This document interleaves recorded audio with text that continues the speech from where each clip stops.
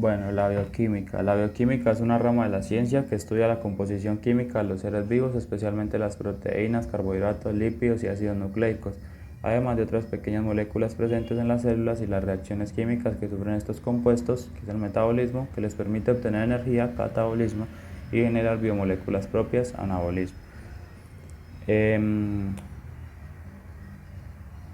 Entre algunas proteínas, las proteínas son moléculas formadas por aminoácidos que están unidos por un tipo de enlaces conocidos como enlaces peptídicos. El orden y la disposición de los aminoácidos depende del código genético de cada persona.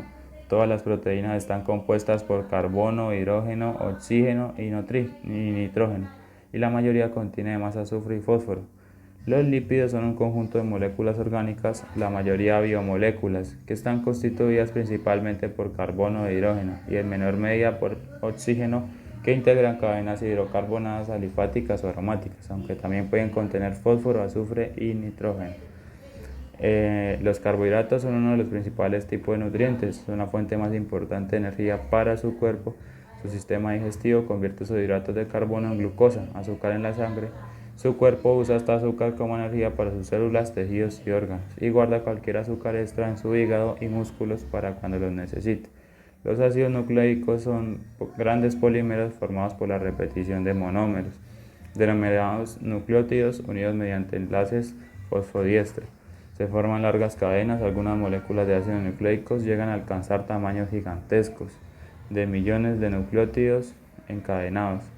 Existen dos tipos básicos, que son el ADN y el ARN. Como siguiente vamos a hablar del anabolismo, el catabolismo. Y bueno, el anabolismo y el catabolismo son las partes en las que se divide el metabolismo. El anabolismo es una reacción de síntesis donde se consume energía y el catabolismo es una reacción degradativa donde se libera energía. Aunque son dos procesos distintos, funcionan de manera coordinada.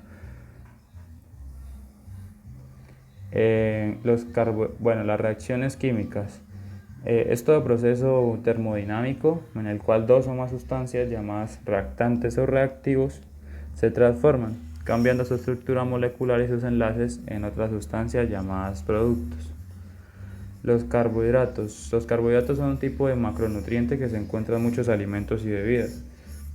La mayoría de ellos se encuentran en la naturaleza en alimentos de origen vegetal como los cereales.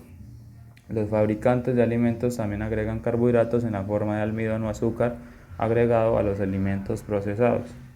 Entre ellos existen varios tipos, como los monosacáridos, que son los carbohidratos más sencillos, o azúcares simples. Estos azúcares pueden pasar a través de la pared del tracto alimentario sin ser modificados por las enzimas digestivas.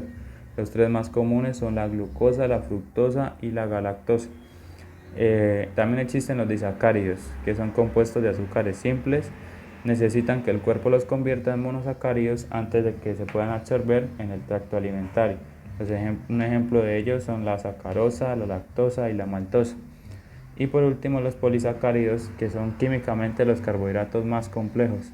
Tienden a ser insolubles en el agua y los seres humanos solo pueden utilizar algunos para producir energía. Ejemplo de los polisacáridos son el almidón, el glicógeno y la celulosa. Bueno, ahora si podemos comparar los procesos de... pero primero hablemos del bajo consumo de los carbohidratos.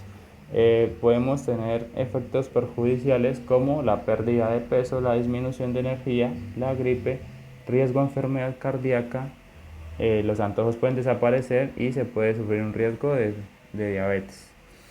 El anabolismo y el catabolismo. Bueno, ¿qué es? El anabolismo es la fase donde se construyen las moléculas que el cuerpo necesita. El catabolismo es el proceso que descompone las moléculas grandes del cuerpo en otras más pequeñas. Sus tipos de fase: en el anabolismo se considera constructiva y en el catabolismo destructiva. La energía en el anabolismo se consume del organismo y en el catabolismo se libera para el organismo. En el anabolismo la reacción es endergónica, de reducción y de síntesis o construcción. En el catabolismo exergónica, degradativa o destructiva, o también la llaman oxidativa. Moléculas se producen, en el anabolismo se producen moléculas complejas a partir de moléculas simples. En el catabolismo se producen moléculas simples a partir de moléculas complejas. Las hormonas que están presentes en estos procesos en el anabolismo es el estrógeno, la insulina, hormona de crecimiento y la testosterona. En el catabolismo la adrenalina, cortisol, citocinas y glucagón.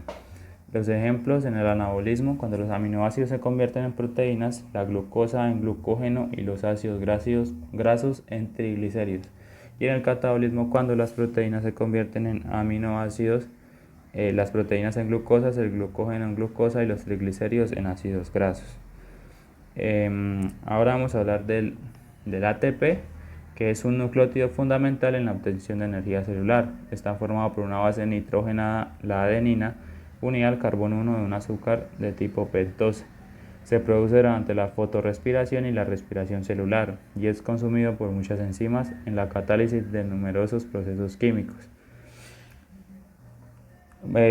Vamos a hablar ahora del proceso de digestión y absorción de los carbohidratos. Entonces se dice que empieza en la boca con la amilasa salival, que separa algunos enlaces entre moléculas de glucosa y se inactiva en el pH bajo el jugo gástrico.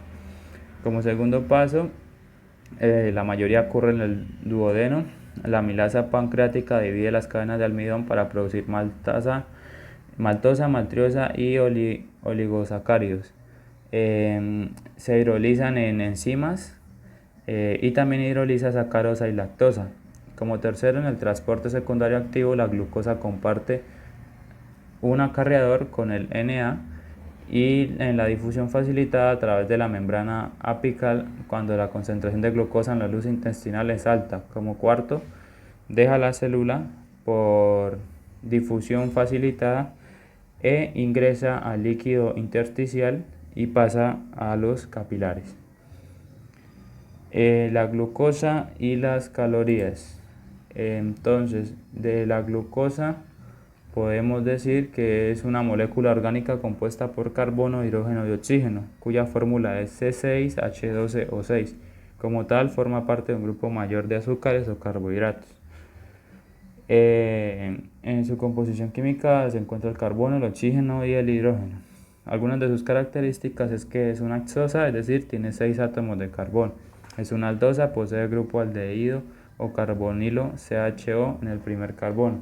Tiene grupos hidroxilo o H que también se encuentran en los alcoholes. Forma cristales sólidos, es soluble en el agua y tiene sabor dulce. Algunos cuidados que debemos tener para el azúcar,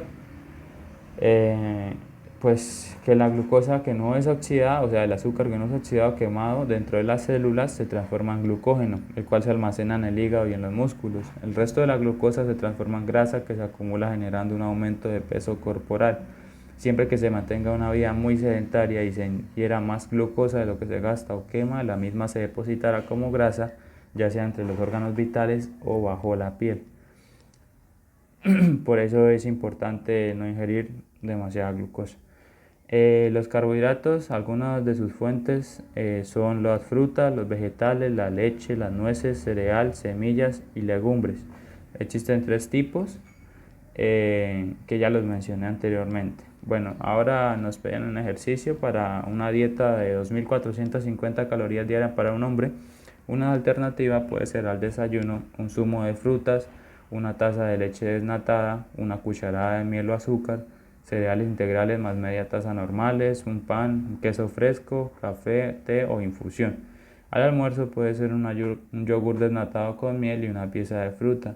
A la comida puede ser pasta, arroz o legumbres, carne, pescado en lugar de carne, como quieran, ensalada, pan, una pieza de fruta y frutos secos. Un yogur desnatado, una pieza de fruta y una mermelada.